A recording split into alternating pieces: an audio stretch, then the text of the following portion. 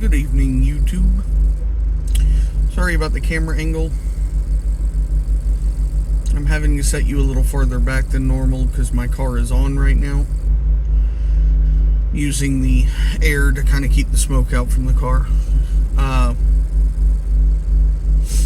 And if I put you up here on the steering wheel where I normally do, it vibrates. So this is the steering wheel. You're just sitting behind it, leaning up against my instrument cluster.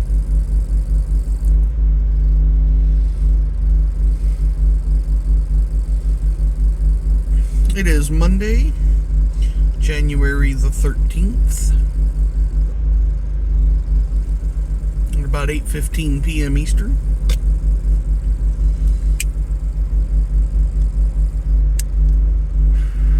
Thank you, Greg. I am smoking my Peterson Jekyll and Hyde, shape 99, I think. 999 with some H.H. Bold Kentucky.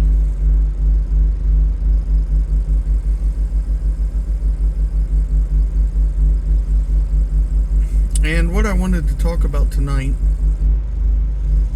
is not pipe related.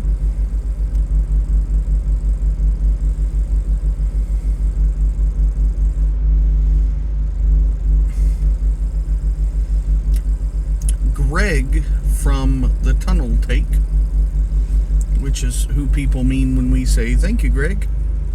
The giver of the flame, I think, is how Smoking Syed or Yusuf refers to him. Did a video recently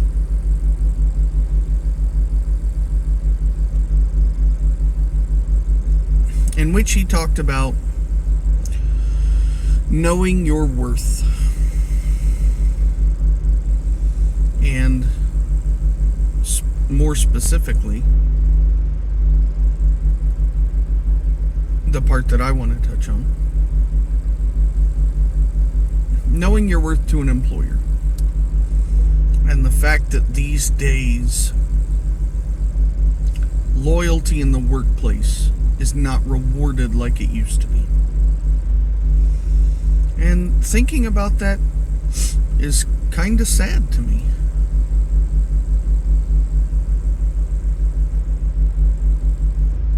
My dad is a very old school conservative guy.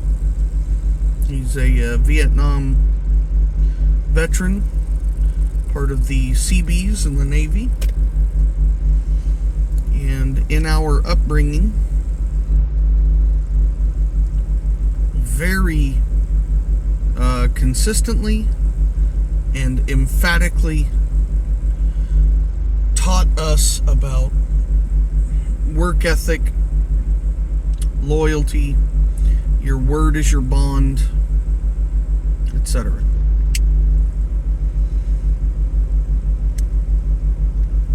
And that's how I've been. That's how I was in school, and that's how I've been in my professional life. The first job I ever had, well, the first real job I ever had, the first job I ever had technically, was I was a bagger at Kroger in the summer between my sophomore and junior year of high school. But that was very short-lived. The first, and I mean, it lasted the whole summer, but then I went back to school and I didn't keep working there, so. My first real job was at a customer service call center, a credit card processing center, right out of high school. And I stayed at that company for 5.5 years.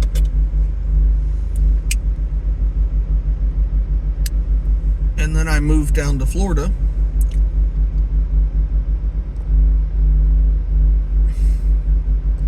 And found the position that I'm in now, and I've been here almost, actually over 10.5 years.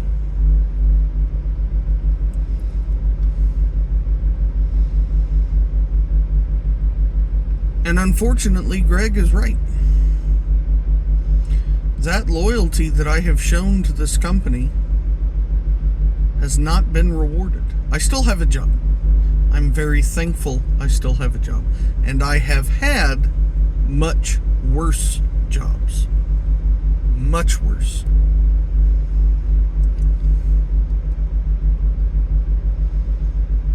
The period between moving down here and finding the position at the company that I'm at now, I had some really bad employment experiences.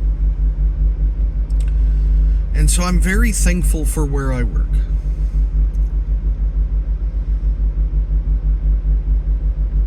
However, if there's a line to walk when you are considering the gratitude and thankfulness of what you do have and comparing that to, am I getting what I'm worth? Because I don't feel that we, and when I say we, I mean our department that I'm in, get paid what we're worth, because we don't get paid at market value.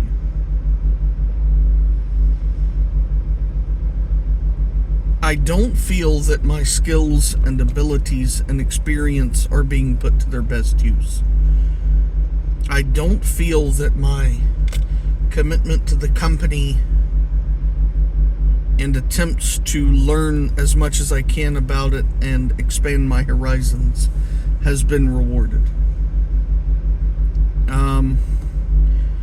But in saying all those things, I don't want to sound ungrateful. Because of course I'm still grateful that I have the position that I have. The thing that you have to keep in mind, or that I try and keep in mind, I guess you don't have to, the thing that I try and keep in mind is,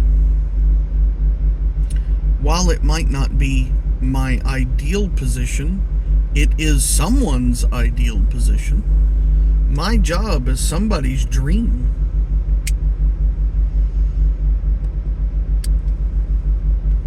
So thank you, Greg. I have a hard time.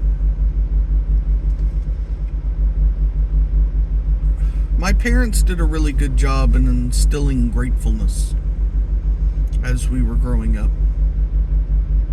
And I'm thankful for that. So I have a hard time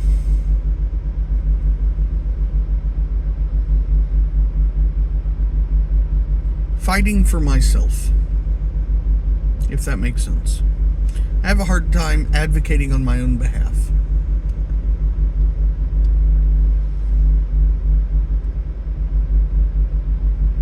Because I don't want to sound ungrateful. I mean, my job is not a terrible one. I work from home. It's full time. It's computer work, so it's not physically demanding. Obviously.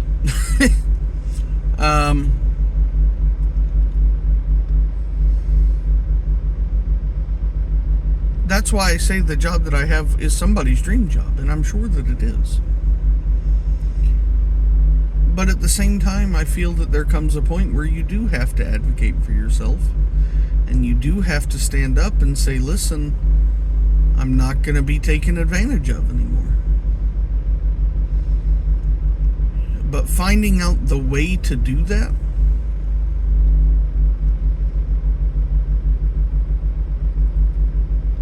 I guess it comes down to willingness to take risks. I want to stand up and say, hey, I feel like you're taking advantage of me. I feel like you're not using my experience and skills and capability to their best,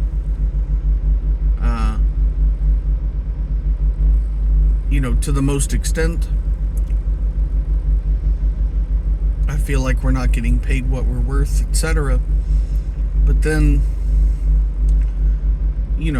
be willing to accept the risk that the company just says, well, if you feel that way, you can find somewhere else to work. And I guess I just haven't hit that wall yet. I haven't hit that hump of, all right, I feel like now the risk is worth it. Because don't want to not have a job.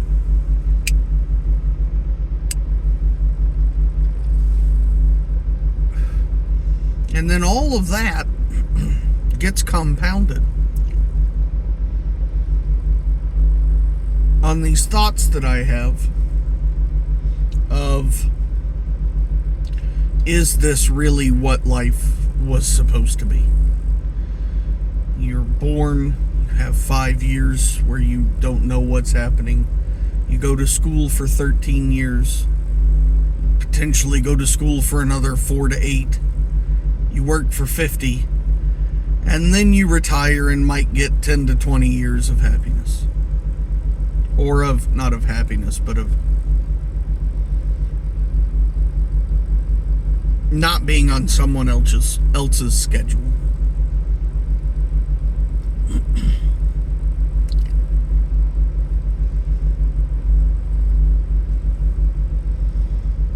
Because if I had my way,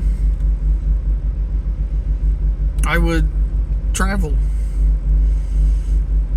go see people, go meet people, go to pipe shows and cigar shows, and go visit landmarks and national parks and visit other countries and all of that stuff. Like, that's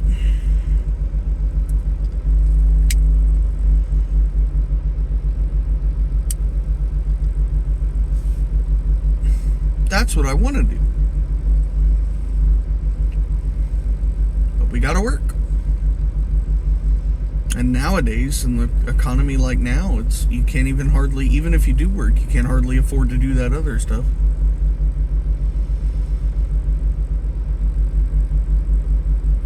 So I don't know.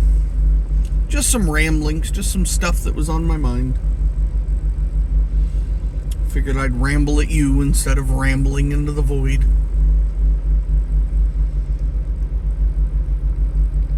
If you have any pearls of wisdom or the winning lottery numbers for next drawing, feel free to let me know. Have a great Monday night, YouTube.